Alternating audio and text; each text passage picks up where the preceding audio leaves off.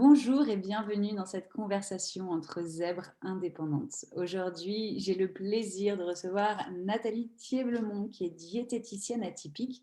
Elle mêle intuition et expérience pour vous accompagner à retrouver l'harmonie et faire disparaître le poids des émotions.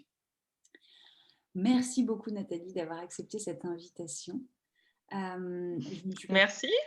Avec plaisir. Je ne me suis pas présentée. Moi, je suis Marjorie Véron et j'accompagne les zèbres, les hauts potentiels à développer un projet qui leur tient à cœur en alliant comme toi l'intuition et la stratégie. Alors toi, tu es diététicienne atypique. Est-ce que tu peux nous raconter un peu comment on en arrive là? Alors déjà, j'ai un parcours, bien sûr atypique. Je suis, cuisinière de métier, donc j'ai passé un BTS hôtellerie, pour démarrer, dans ma scolarité.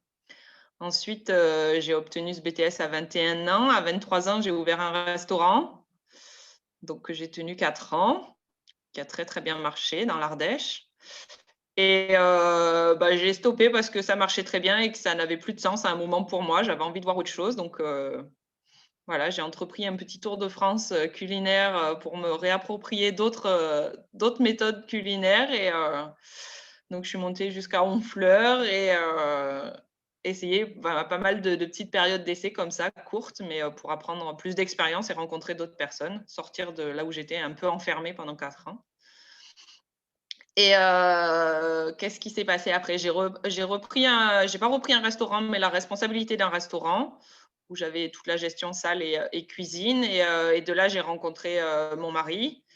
Donc une rencontre assez, improbable, très rapide, un mariage en 4 mois et des problèmes d'injustice. Donc voilà, le mariage était la solution pour régler les problèmes et donc donc ça s'est fait et une vie de couple, donc la restauration, c'était pas mon but de mêler vie de couple et restauration. Donc j'ai levé le pied, je suis rentrée en cuisine collective, ce qui m'a pas convenu du tout, puisque pas de qualité, pas de sens et je m'y retrouvais pas. Donc j'ai passé un BTS diététique en alternance, donc je continuais à travailler en ayant mon premier bébé et le soir, je faisais les cours du CNED. J'ai repassé un bac S et 2 années de BTS en alternance comme ça. Et diplôme en poche, je l'ai eu plus rapide que prévu parce que je pensais pas l'avoir aussi rapidement du peu de temps que j'y passais et je l'ai mis de côté et j'ai eu un deuxième enfant, donc je me suis, pleinement occupée de mes filles et puis, je me suis mis à mon compte je remis à mon compte donc il y a 5 ans avec ce BTS diététique où j'ai ouvert mon cabinet et étant donné que j'ai un parcours, pluridisciplinaire, je suis aussi traiteur de temps en temps, animatrice scolaire, dans les centres aérés, divers groupes. Enfin voilà, j'ai une polyvalence qui me permet de ne pas rester, que dans un cabinet et d'avoir une activité vraiment, épanouie et très diversifiée. Il y a 3 ans, j'ai repassé un DU en psychologie et pédagogie du comportement alimentaire et là, je suis en formation en énergétique. Mmh. Donc voilà mon parcours, professionnel et diplômant et aujourd'hui, les aléas du covid font que je ferme mon cabinet qui se trouve sur Bagnoles et je l'ouvre à mon domicile, en fait, qui est pas très loin et qui me permet, de pouvoir continuer mon activité et de développer d'autres domaines, un peu moins développés jusqu'à-là. Ok, super. Voilà en gros mon parcours, Une bonne jusqu'à là. capacité Donc de... aujourd'hui, je suis maman solo avec mes 2 filles à la maison. C'est pour ça que le cabinet à la maison, c'est un peu plus, facile. Si c'est 8 ans, c'est encore un petit peu, petit. Ouais, petit. D'accord, donc tu as un parcours avec une quête de sens qui revient régulièrement. Ouais. Ça, c'est quelque chose qu'on connaît tous, surtout en ce moment, et plus particulièrement quand on est zèbre, c'est quelque chose qui, me semble, anime particulièrement cette communauté. Et c'est très intéressant parce que ce manque de sens, je vois que tu as été le chercher à plein d'endroits différents Ouais. et tu t'es autorisé à un moment à réunir tout ce qui te plaisait, te parlait, pour en faire ton activité à toi, qui est certes atypique, mais qui a l'air de t'épanouir et qui marche. Tout à fait, tout à fait. Après, voilà, c'est très aléatoire, ce qui me permet d'avoir un planning qui corresponde à des horaires scolaires et en même temps d'avoir une autonomie de travail et pas forcément de la routine, puisque pour moi, c'est à bannir totalement de ma vie professionnelle. Et bon, le nom de mon cabinet, enfin de mon emblème, en fait, c'est la diététique gourmande parce que justement, je suis sur une alimentation plaisir et sortir de toute cette restriction alimentaire qu'on impose souvent par d'autres personnes qui sont dans la diététique et qui feraient beaucoup plus des régimes. Bon, c'est en train d'évoluer énormément, mais il y en a encore beaucoup.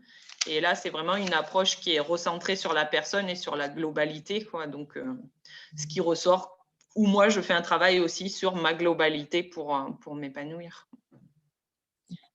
Comment ça s'est passé pour toi, ce passage à surtout voilà, la restauration, les détectives? Tu as eu ton diplôme en poche de diététicienne et puis tu t'es rendu compte qu'il y avait quand même d'autres choses qui t'intéressaient. J'ai eu un petit accident physique quand même. J'ai eu un petit problème à l'épaule dû à la cuisine collective. Je me suis fait très mal à l'épaule droite et j'ai une tendinopathie chronique. Donc, bon, je pense essentiellement lié aussi au fait que ça ne me plaisait pas et ça m'a freiné dans cette activité-là et ça m'a permis d'avancer dans autre chose. Donc aujourd'hui, la cuisine, c'est vraiment une passion pour moi, l'alimentation et tout ce qui peut se passer autour de la table. Mais je ne pourrais plus faire de la restauration tous les jours. Voilà. Donc, après, c'est un souhait aussi parce que en même temps, c'était un peu une prison.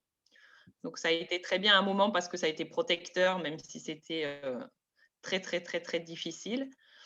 Mais ça a été une protection à un moment et aujourd'hui, j'ai plus besoin de cette protection. Donc, je fais des prestations traiteurs quand les gens viennent me demander, donc où il y a réellement beaucoup de sens et beaucoup d'intérêt pour le travail que je fais. Donc, c'est pas juste une prestation comme ça. On vient chercher la personne et ce qu'elle fait. Donc, c'est Ouais. plutôt chouette. Génial ça, de passer de la prison à la passion. C'est ça, c'est ça. C'est exactement ça. Et voilà, je pense que c'était vraiment un but pour moi et ça a pris beaucoup de sens. Ça a été par étapes en fait, parce que le restaurant, ça avait beaucoup de sens. C'était pour moi une façon de communiquer aussi, puisque j'étais plutôt pas très communicante et pas à parler de soi. Je pense que mon côté zèbre était un peu caché à ce moment-là et pas reconnu.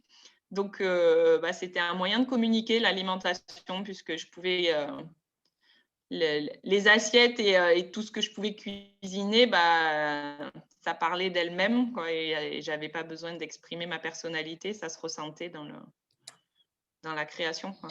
Donc je pense qu'après analyse, voilà, hein, parce que moi je pense que j'ai réellement mis un mot sur ma personnalité il y a 6 ans à peu près. Donc c'est une découverte assez récente, même si intuitivement, je pense que je l'ai toujours su, bien sûr, mais le fait de se sentir extraterrestre, différent et compagnie, ça a été très, très, très, très dur, quoi. C'est un chemin, en fait, de passer de la prison à la passion. Il y a différentes choses qui se passent en cours de route. Quand on ne veut pas les écouter, il y a le corps qui finit par intervenir et qui met un stop. Cette prison qui est protectrice et qui peut représenter une forme de zone de confort par rapport aussi à ce Tout à fait. et de conformité par rapport Ouais. à ce qu'on attend de nous. Et quand l'appel devient l'appel du cœur ou l'appel de l'âme, chacun l'appelle comme il veut, on ressent que la protection se situe à un autre niveau et qu'à partir du moment où il y a du sens, c'est beaucoup plus fluide. Et ce que j'entends dans ce que tu dis, c'est que la notion de sens, elle peut évoluer aussi. Ce qui a fait du sens pour nous à une certaine époque Ouais. peut changer, évoluer et on peut trouver du sens ailleurs. Ça, je trouve que c'est porteur de beaucoup d'espoir pour les gens qui nous regardent et c'est quelque chose que je vois beaucoup dans les gens que j'accompagne aussi, qui se sentent complètement enfermés et qui travaillent pour trouver cette question de sens, mais à un moment, le passage à l'action devient nécessaire pour voir si c'est ça ou pas. Et puis au bout d'un temps, ça finit par se réajuster tout seul. Après, j'ai un peu l'impression que ça s'est fait naturellement aussi, hein, vraiment ce chemin, s'il fallait refaire, je referais tout dans le même sens, quoi. Il y a pas de C'est vrai qu'il y a eu des passages très difficiles, mais en même temps, ils font ce qu'aujourd'hui, c'est ce qu'il y a, quoi. Donc, c'est pas le Ah, je vois que du bénéfice à tout ce parcours, même s'il a été chaotique, quoi. ah, super, c'est un tout en fait. Tout ce parcours avec ses hauts et ses bas et ses chaos qui te permet d'en être là où tu es aujourd'hui. Tout à fait, tout à fait. Et puis je pense qu'au moment où on vit, ce qu'on vit, comme la restauration, pour moi, c'était un pur challenge, hein, ça s'est fait comme ça. Le fait que j'ouvre un restaurant, c'était pas du tout mon but et c'était plutôt une petite revanche sur la cuisine et montrer que je pouvais, arriver à faire ma place et c'était une opportunité. Donc voilà, après c'est plus ça, c'est des portes qui se présentent et à nous de savoir si on veut les ouvrir ou pas, ou si c'est le moment ou pas aussi, quoi. Donc c'est plutôt ça, de se dire que si on fait confiance à la vie, il y a des choses qui sont là et c'est un choix. Et ce choix, bah, s'il n'est pas là à ce moment-là, il se représentera certainement une autre fois différemment, mais en fonction de notre évolution et de nos choix, de nos idées, quoi. Complètement d'accord. Tu parlais de sentiments de différence, de sentir comme un extraterrestre. On relie pas mal ça au potentiel, aux rayures, à la zébritude. Tu pourrais nous dire un mot sur comment toi tu as vécu ça, comment tu l'as découvert, ce que ça a changé pour toi? Ouais, je pense que je l'ai toujours su, mais je pense que petite, j'ai toujours été celle que les autres voulaient que je sois, pour rentrer dans le moule, en fait, pour éviter de je sentais bien qu'intérieurement, je répondais pas à ce qu'on attendait de moi, donc c'était compliqué d'être, dans cette incohérence et dans cette incompréhension. Donc ça en devenait plus facile finalement d'être ce que les autres voulaient et jusqu'à mon mariage, en fait. Et à mon mariage, je me suis rendu compte effectivement que la cocotte minute, elle explosait, quoi, et que ça suffisait d'être quelqu'un d'autre, quoi. C'était plus possible et qu'il fallait accepter ce passage.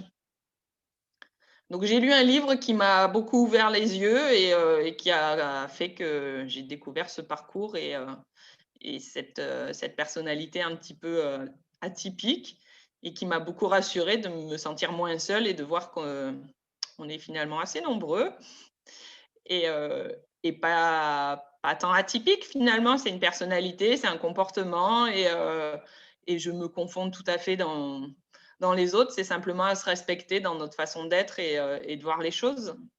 Hmm.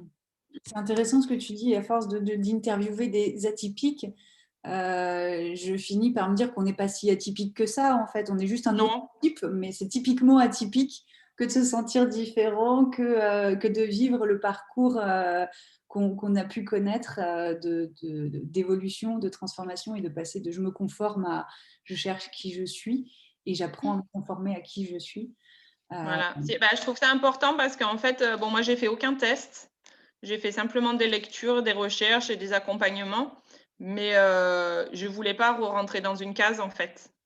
Donc c'est vrai que, voilà, ce que tu dis, effectivement, c'est, moi non plus, c'est vrai que, bon, bah, il faut parler de personnalité. On a des personnalités, des caractères et donc atypique colle, pourquoi pas, ça peut être contredit, dit, enfin, peu importe après ce que les gens pensent, mais voilà, je pense que je suis qui je suis et le but, c'est de l'accepter, quoi. Et plus c'est accepté, plus les autres le comprennent aussi. Et ceux qui sont pas aptes à le comprendre, bah, c'est pas très grave et on passe au suivant. c'est important comme tu dis à propos de l'étiquette et en fait ou la recherche de cette étiquette parce que quand on découvre, on commence à avoir un doute, se pose la question de je passe le test, je passe pas le test et moi ça fait partie de mon discours aussi d'insister sur le fait que ok l'étiquette tu la veux pour qui, tu la veux pour toi ou tu la veux pour les autres, qu'est-ce que ça va t'apporter de dire aux autres je suis ça et de ramener ça vers soi et de ok bon bah alors si je suis ça d'accord c'est une étiquette mais au-delà de juste cette étiquette qui je suis Ouais, et est-ce que je peux l'accepter, qu'est-ce que je peux changer que j'aime pas chez moi ou est-ce que je peux l'accepter parce que c'est quelque chose que je ne peux tout à pas fait. changer. Euh, Après, c'est un gros travail qui, moi, dans mon accompagnement par rapport à la prise de poids ou d'autres pathologies qui, qui touchent à l'alimentation, effectivement, c'est quelque chose qui revient aussi parce qu'on ne parle pas là de personnalité atypique ou quoi que ce soit, mais c'est effectivement ce retour sur soi et cette quête de sens qui fait que souvent il y a un poids qui est trop lourd. Et le fait de reconnecter les personnes à elles-mêmes, c'est une source de réussite assez rapide en principe. C'est tant que les personnes sont dans la fuite ou dans le refus ou dans la comment on dit, j'ai perdu le mot. Mais enfin voilà, c'est vraiment une fuite de sa personnalité quand il y a une grosse prise de poids. Il y a d'autres pathologies, bien sûr, mais les premiers comportements sont souvent. Il y a le corps et il y a l'esprit, mais ils ne sont pas copains, quoi. C'est ça, quand le corps essaye de faire passer des messages à l'esprit qu'il ne refuse d'entendre. Voilà, c'est ça. Et là, c'est mon but d'essayer de raccorder, de voir que chacun a sa place et qu'il faut faire en sorte que cohabiter, quoi, puisqu'autrement, ça crée justement des problèmes de poids et des problèmes puisque le corps sait s'exprimer d'une manière ou d'une autre. Donc, voilà, c'est un peu l'accompagnement. Donc, tout mon parcours me permet aussi aujourd'hui de l'utiliser, de le mettre à plat par rapport à cette situation-là pour défendre le plaisir de manger et de passer des bons moments autour de la table, quoi. C'est vraiment puisque toutes ces discussions-là, on est par écran interposé, mais il n'y aurait pas eu ça, on aurait été autour d'une table. Ah oui. C'est ça aussi, pour moi, c'est une nourriture, elle est peut-être pas alimentaire, mais c'est une nourriture intellectuelle et qui a vraiment beaucoup d'importance, quoi. Donc, dans la diététique, il n'y a pas que l'alimentation. Enfin, voilà, c'est une alimentation générale. Ouais. C'est une nourriture Je disais, le générale. lien entre le corps et l'esprit, c'est nourrir le corps, mais aussi nourrir l'esprit. C'est ça, c'est ça. Et souvent, il y a il y a des déséquilibres à ce niveau-là et c'est là-dessus, c'est intéressant de voir les choses. Merci Nathalie. Moi, j'ai un parcours qui est riche comme le tien de diversité et je suis notamment passée par la case naturopathie, donc tout ce qui est Mmh. alimentation, vitalité, santé. J'ai pas mal creusé la question et c'est au cours de ces études de naturopathie que j'ai découvert mes rayures au potentiel. Du coup, je me suis beaucoup interrogée sur ce que ça voulait dire, j'ai creusé et j'ai fini par arriver à la conclusion que ça, c'était avant tout une spécificité neurobiologique. Aujourd'hui, Mmh. la recherche prouve qu'on a plus de neurones dans certaines zones, que les câblages se font un peu différemment, ce qui fait qu'on capte plus d'informations et qu'on la traite plus vite. Mmh. Donc pour moi, c'est avant tout un haut potentiel électrique au niveau de l'activité du système nerveux. Mmh. Toi, en tant que diététicienne, tu aurais quelques conseils à partager pour nourrir un système nerveux très actif comme celui-là? Et bah, déjà de supprimer tous les sucres ou de les limiter au maximum parce que ça, c'est vraiment des perturbateurs, terribles. Je suis beaucoup d'enfants et c'est vrai que tous les enfants qui arrivent à diminuer, voire supprimer le sucre en l'espace de 10 jours, ils se calment, mais énormément, quoi. On voit que toute l'activité cérébrale est toujours présente, mais pas perturbée et pas hyperactive par rapport à ça. Donc c'est vrai que le sucre, c'est hyper important, donc plutôt favoriser tout ce qui est légumineuses et féculents de qualité, donc semi-complet ou complet, bio ou au moins une production locale et au maximum le plus sain possible et surtout une bonne hydratation. C'est vraiment l'hydratation est la première cause des gros soucis, mentaux. Donc on a souvent une faiblesse, sur l'hydratation de qualité. Donc voilà, le sucre, l'eau, c'est vraiment des points qui sont assez importants. Et après, bah, toute la qualité nutritionnelle et puis l'intention qu'on y met aussi dans ce qu'on nourrit, quoi. Effectivement, je pense qu'il y a beaucoup un repas qu'on prend à contre-cœur, bah, il alimente pas d'une bonne façon, quoi. Mm. J'ai aucun interdit alimentaire, aucune restriction et c'est le but de se dire que, ben, c'est le moment qu'on va passer, c'est le corps qu'on nourrit, voilà, on mange avant tout pour vivre et on peut y prendre du plaisir. Donc c'est le but de renouer à ça, quoi, vraiment. J'avais mon prof d'alimentation en naturopathie qui nous répétait souvent que on se fait plus de mal à manger un bol de quinoa, carottes crues, etc. sur son lit en disant gna gna gna, je suis toute seule et il n'y a personne qui m'aime, qu'en partageant une bonne pizza Tout à surgelée fait. avec des copains, quoi. Alors évidemment, Tout c'est à pas fait. tous les jours, mais le contexte est aussi important que le Oui, oui, oui. contexte. Après, je pense que je me rapproche beaucoup de ce que tu as fait en naturopathie parce qu'effectivement, le parcours de diététicienne, bon, je conserve le nom parce que malgré tout, dedans, il y a quand même des traits qui me sont chers. Je défends aussi le mot diététique qui est mal perçu par beaucoup parce qu'il est synonyme de régime, alors que la diététique, c'est pas du tout la définition. Donc, j'ai essayé de le détourner en appelant ça la diététique gourmande et de pas être non plus, mais j'ai toujours une alimentation nature donc c'est vrai que je me rapproche beaucoup plus de la naturopathie que de la diététique dans mon approche, puisque je fais aucun calcul de calories, ce qui est prôné dans les études de diététique. Et ça, les tableaux, je les ai oubliés, mais depuis bien longtemps. En ce moment, je suis une personne qui est anorexique et je ne lui ai jamais calculé une calorie. Oui, c'est Donc, une politique, quoi. La manière dont voilà. tu présentais, on entend qu'il y a la base, il y a l'alimentation, mais qu'il y a la prise en compte de tout l'être et surtout la notion de plaisir, parce que Tout à fait, voilà. Et là, bah, samedi, on va faire un atelier cuisine avec cette personne et mon but, c'est qu'elle renoue avec ses sens et le plaisir et que ça aille retrouver toutes ces valeurs, quoi. Et de ne pas retrouver une assiette chiffrée de calories. ce serait un moyen pour toi de se reconnecter à ce qu'on a au plus profond de nous, de se reconnecter à ces cinq sens, au plaisir des sens. Pour moi, j'utilise beaucoup la respiration. J'essaye les patients de les accompagner dans un calme intérieur, en fait, et pour arriver à les recentrer sur eux-mêmes et de ressentir leurs besoins, en fait. Parce que c'est un peu la base de mon approche, justement, c'est de comprendre que le corps, c'est aussi mécanique. Ça peut être comparé à une voiture, hein, elle a besoin du plein pour avancer, mais si on en met plus que le plein, voilà. Donc, c'est un peu j'aime bien les métaphores, je les utilise beaucoup et pour que ça fasse sens et qu'il y ait de la compréhension, de voir que c'est pas que les émotions. Il y a ces émotions, mais il y a un corps qui est là, il y a un corps physique qui est là aussi, qui a des besoins.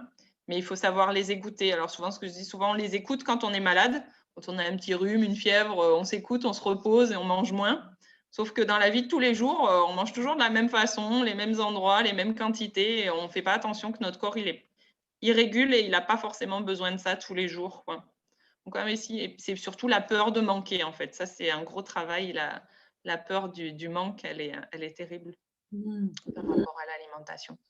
C'est très intéressant ce que tu dis parce que j'ai l'impression que quel que soit l'angle par lequel on prend les choses, que ce soit pour toi pour l'alimentation, moi parfois c'est dans le domaine professionnel, parfois c'est dans le domaine personnel, parfois c'est le rapport à l'argent, parfois c'est le rapport à la Mhm. sexualité, au corps, quel que soit le prisme à travers lequel on voit les choses, on finit par arriver au nœud du problème. Donc ça, je trouve que c'est vachement porteur d'espoir parce que à partir du moment où on cherche quelque chose pour se reconnecter à soi, quelle que soit la porte qu'on va prendre, on va finir Tout à par fait. tomber sur le nœud du problème. Et cette peur du manque, c'est quelque chose que moi, je revois très souvent dans mes accompagnements aussi.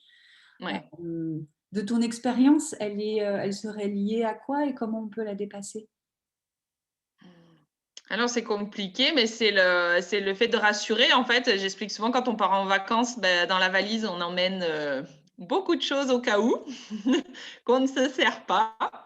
Ben, voilà, quand on va passer une journée en n'ayant peut-être pas pris le petit déjeuner parce que pas faim, la gorge nouée, X raisons, ça passe pas, et ben, d'emporter une pomme, des fruits secs, des choses au cas où pour se rassurer. Et petit à petit, on les oublie parce qu'ils sont simplement là dans la valise et comme le pull qu'on emmène, qu'on va jamais mettre, ben voilà, ça peut aussi être dans ce. Donc, c'est des petites étapes comme ça qui permettent de rassurer et de passer à l'étape suivante pour pas brusquer et de faire le grand écart entre deux positions qui serait pas possible de faire. C'est intéressant. Donc, ce serait écouter, par exemple, dans l'exemple que tu prends, écouter le matin le fait que là, j'ai pas faim, je suis un peu nouée, etc. Il y a des chances pour qu'il y ait un événement émotionnel qui soit là derrière.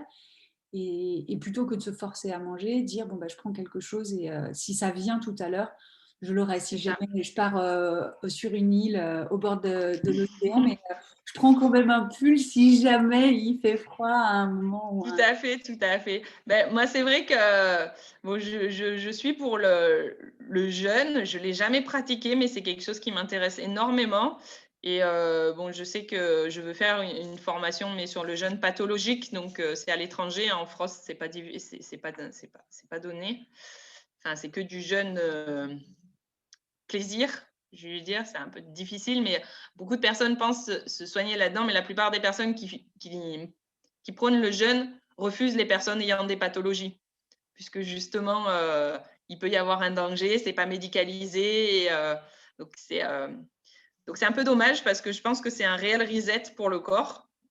Et souvent pour effacer justement des données faussées depuis bien longtemps, des étiquettes et des choses, que ce soit alimentaires ou émotionnelles, hein, parce que je pense que la, la semi-privation ou la privation d'alimentation pendant un certain temps, je pense qu'elle peut être vraiment très bénéfique.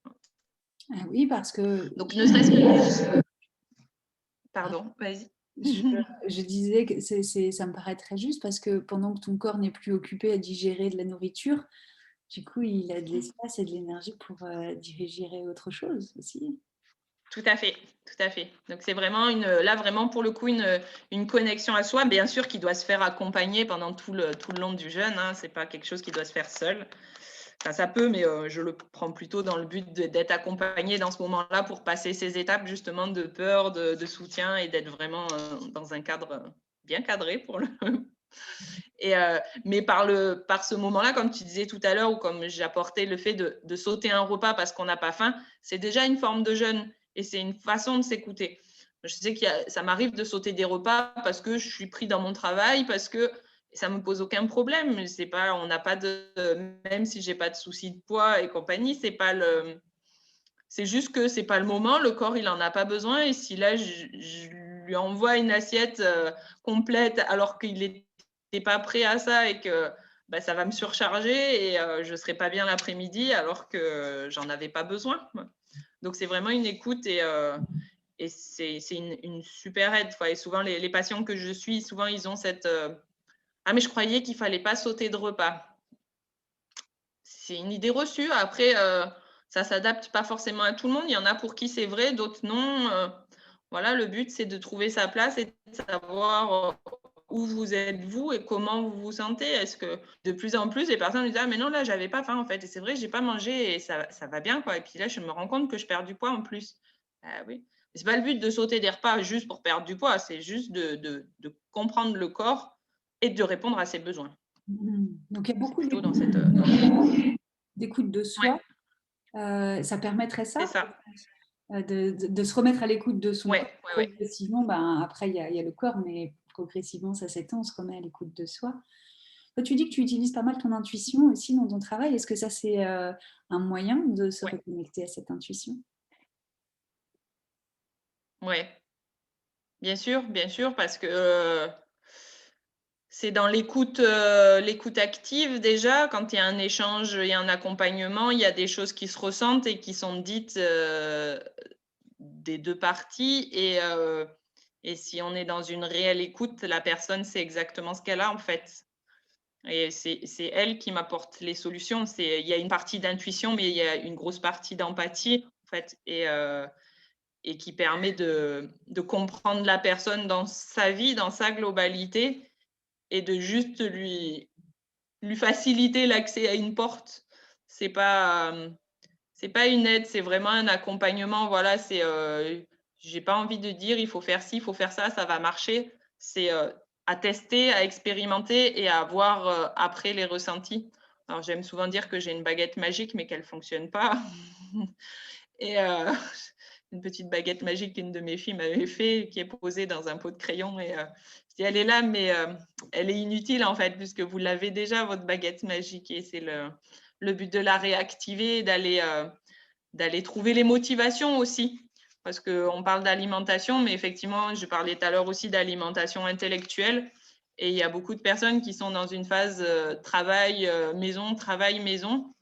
Et il n'y a rien qui vient nourrir l'essentiel et les rêves, enfin, tout ce qui peut nous donner le sourire dans la journée. Et, le travail peut donner le sourire. Moi, il me donne le sourire. Je suis en vacances tout le temps. Mais, mais voilà, c'est vraiment reconnecter à ce genre de choses et aller redétecter ces petites choses qui vont faire que ça va reprendre le dessus. Et puis l'accompagnement, il est au rythme de la personne, il n'est pas séquencé par des rendez-vous réguliers et ponctuels. Et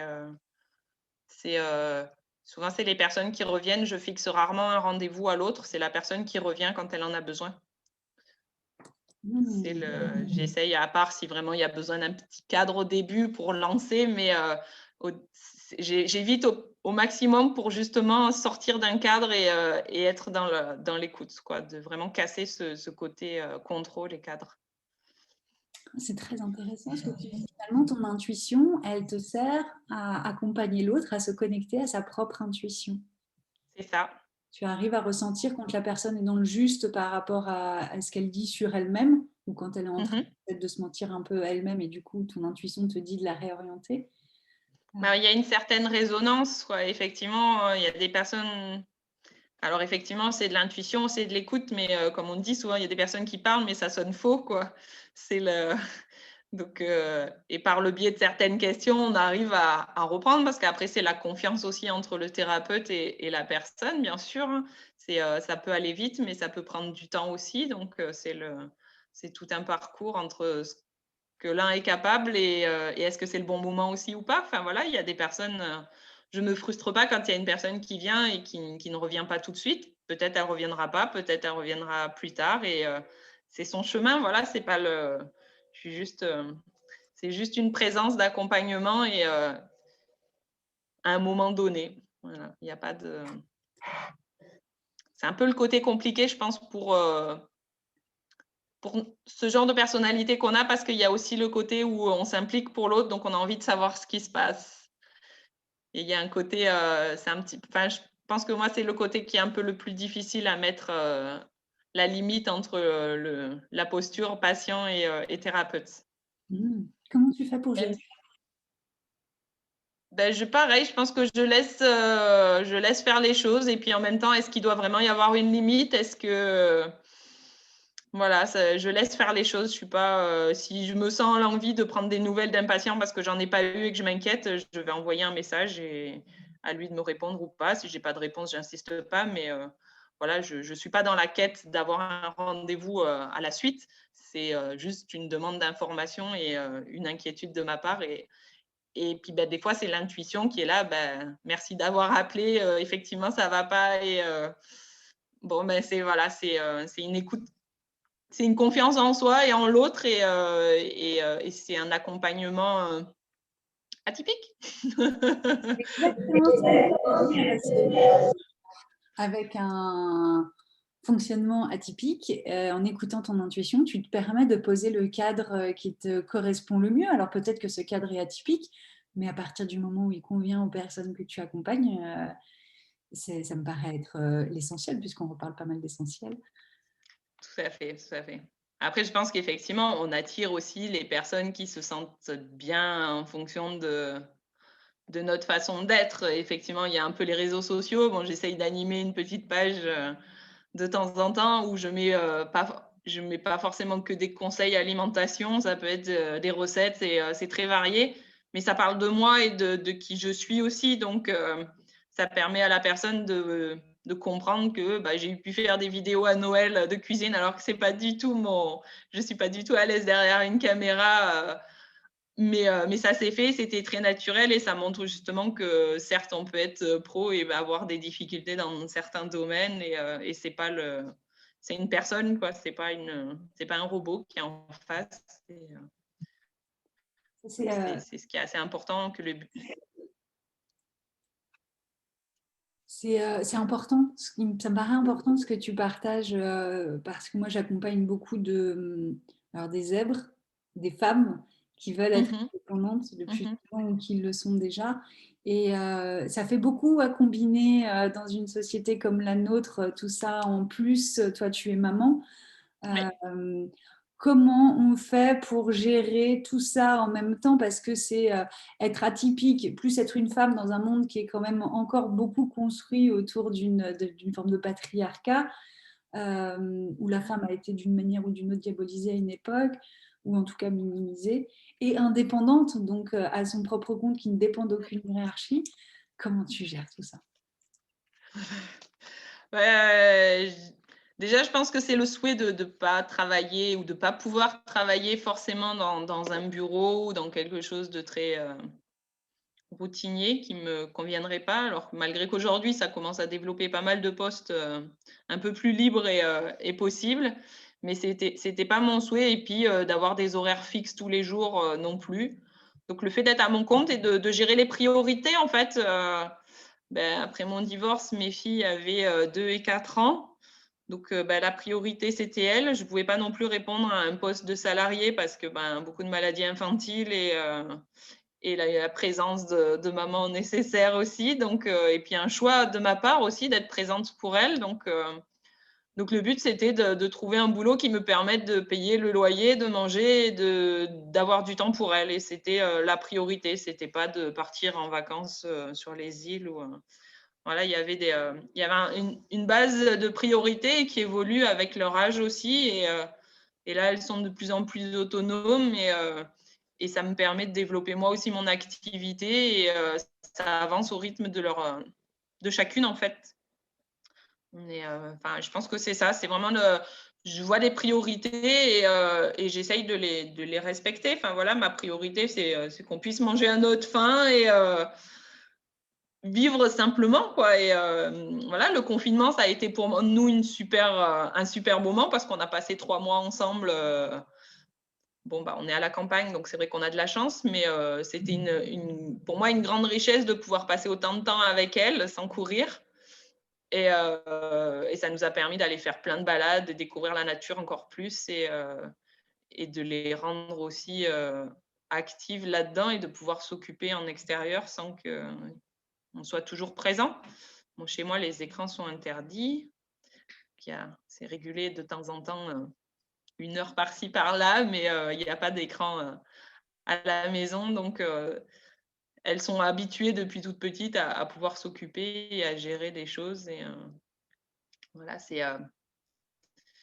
Après, c'est pas une gestion facile. C'est sûr que je peux pas dire que c'est rose tous les jours et qu'il y a des grosses difficultés des fois et on aurait besoin de plus de temps pour souffler, mais on essaye de le prendre différemment et de s'organiser différemment. Mais c'est pas effectivement, c'est pas voilà, la vie n'a pas été faite pour être facile non plus. Ça serait pas drôle. Mais voilà, est-ce que je pense pas avoir trouvé la solution idéale. Je pense qu'elle se trouve au fur et à mesure et elle se construit au fur et à mesure aussi. Parce que on fait en fonction des aléas, de ce qui se passe. Voilà, en ce moment, il y a un confinement, il y a des états sanitaires qui nous empêchent de travailler d'une façon, d'une autre. Ça nous demande plus de flexibilité et je pense que une des clés, ça peut être ça. Ça peut être effectivement le pouvoir d'adaptation et la flexibilité. Je pense qu'aujourd'hui, c'est vraiment un outil nécessaire et une façon d'être hyper importante que de pouvoir s'adapter à la situation pour justement pas en être trop pénalisé et avancer. Pour moi, la fermeture de mon local, effectivement, je le vois plus. Il y a eu le côté échec, bien sûr, où on se dit il faut stopper quelque chose parce que ça ne va pas fonctionner. Et en même temps, si on voit le côté positif, puisque je suis plutôt quelqu'un d'optimiste, c'est ouais, ça va me laisser plus de temps pour construire autre chose et aller vers d'autres choses nouvelles. Donc, c'est motivant parce que c'est d'autres projets et donc c'est très. C'est une suite, voilà, c'est une suite d'adaptation qui fait que on gère au fur et à mesure sans trop se poser de questions et puis voilà, je pense que j'ai aussi en tête de me dire souvent, et si demain j'étais plus là, qu'est-ce que je voudrais laisser derrière moi, quoi? Ou est-ce que j'ai suffisamment fait aujourd'hui ou j'ai passé une bonne journée? Ouais, c'est pas grave si demain la vie m'emporte, quoi. je suis satisfaite de mon parcours. J'ai un peu cette vision-là de me dire que c'est pas de l'argent qu'on va laisser à nos enfants, mais c'est de l'amour. Donc tout ce temps-là, pour moi, il a pas de prix, en fait. Génial. Donc pour toi, c'est vraiment gérer tes priorités en fonction des essentiels, de ce qui est essentiel pour toi et ce qui fait sens. Et utiliser cette Ouais, grande capacité d'adaptation qu'on a, puisque à l'enfance, on a bien su s'adapter pour essayer de rentrer un peu dans le moule. Donc on a cette capacité d'adaptation. tout à fait. Ne plus la prendre pour qu'elle se retourne contre nous et nous, on s'adapte à ce qui se passe à l'extérieur pour coller à se Mmh, conformer, mais plutôt pour s'adapter au flot de la vie, mais tout en restant dans son axe et connecté à son essentiel. C'est ça. tout à fait. Superbe. Est-ce qu'il y a quelque chose d'autre que tu voudrais partager avec les zèbres et zébrettes indépendantes et qui nous écoutent? Alors, soit parce qu'ils sont déjà indépendants, soit c'est des indépendants dans l'âme qui rêvent de se lancer, mais qui n'osent pas sauter le pas. De communiquer, c'est déjà la voilà, je trouve que la communication, c'est l'essentiel et de se poser des questions et d'arriver à comprendre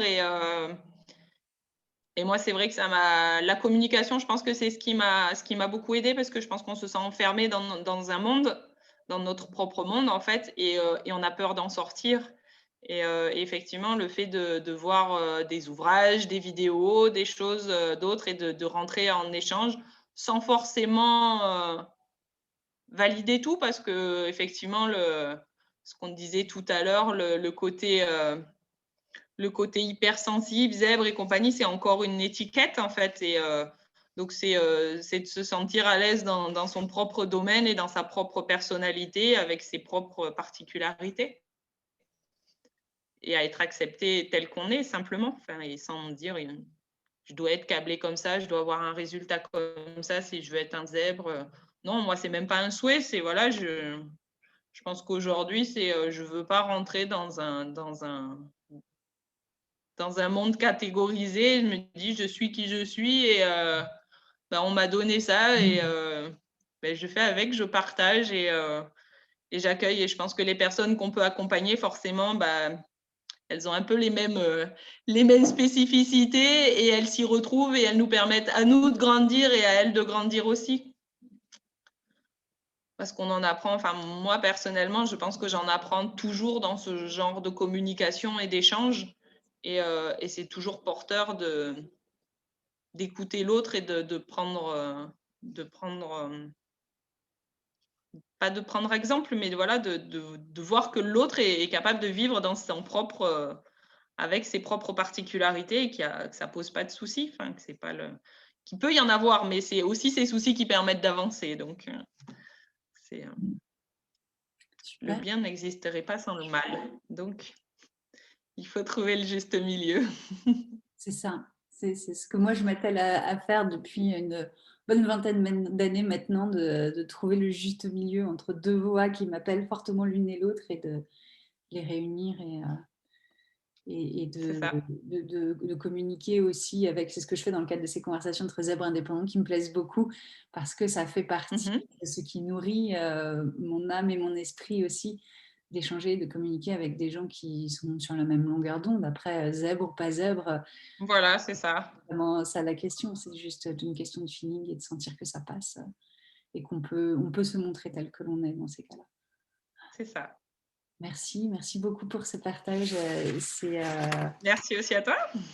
Merci Nathalie. Si on veut te retrouver, je mets le lien de ton site internet sous la Mhm. vidéo. Et si cette conversation vous a plu, retrouvez d'autres conversations entre zèbres indépendants sur ma chaîne YouTube. Et si vous avez besoin d'échanger, de communiquer sur votre projet de cœur, je suis à votre disposition. Vous avez mon site internet pour entrer en communication avec moi. Je vous remercie et je vous dis à très bientôt pour une prochaine vidéo. Au revoir.